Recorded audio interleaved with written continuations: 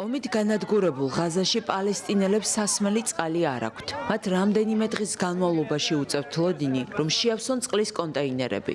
როდესაც წყლის მანქანა ჩერდება, გრძელი რიგები იქმნება და ადამიანებს დიდი გზის გავლა უწევთ სიცოცხლისთვის მნიშვნელოვანი წყაროს მოსაპოვებლად.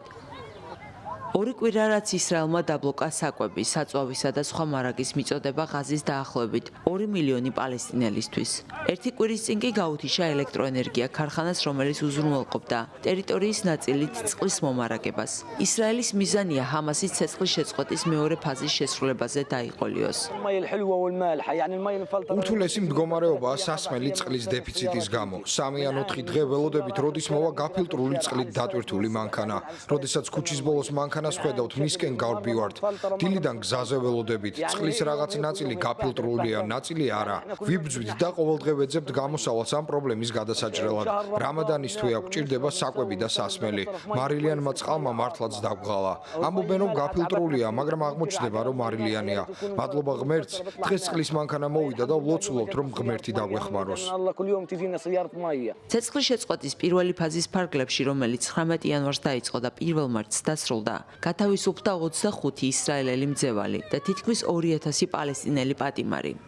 ასევე ისრაელის ძალებმა უკან დაიხიეს ღაზის საზღვრის გასწვრივ ბუფერულ ზონაში და დაუშვეს ჰუმანიტარული დახმარება. ჰუმანიტარულ საქმეთა კოორდინაციის უწყება ავრცელებს გაეროს ბავშვთა სააგენტო UNICEF-ის განცხადებას, რომ წყლის მწვავე დეფიციტმა კრიტიკულ დონეს მიაღწია და მხოლოდ 10-დან 1 ადამიანს შეუძლია სასმელი წყლის მიღება. ურთულესი მდგომარეობაა სასმელი წყლის დეფიციტის გამო. 3 ან 4 დღე ველოდებით, როდის მოვა გაფილტრული წყლით დატვირთული მანქანა. როდესაც ქუჩის ბოლოს მანქანას ხედავთ, მისკენ გავბივართ. დილიდან გზაზე ველოდებით. წყლის რაღაც ნაწილი გაფილტრულია, ნაწილი არა. ვიბრძვით და ყოველდღე ვეძებთ გამოსავალს ამ პრობლემის გადასაჭრელად. რამადანის თვე აქ ჭირდება საკვები და სასმელი. მარილიანმა წყალმა მართლაც დაგვღალა. ამბობენ, რომ გაფილტრულია, მაგრამ აღმოჩნდება, რომ მარილიანია.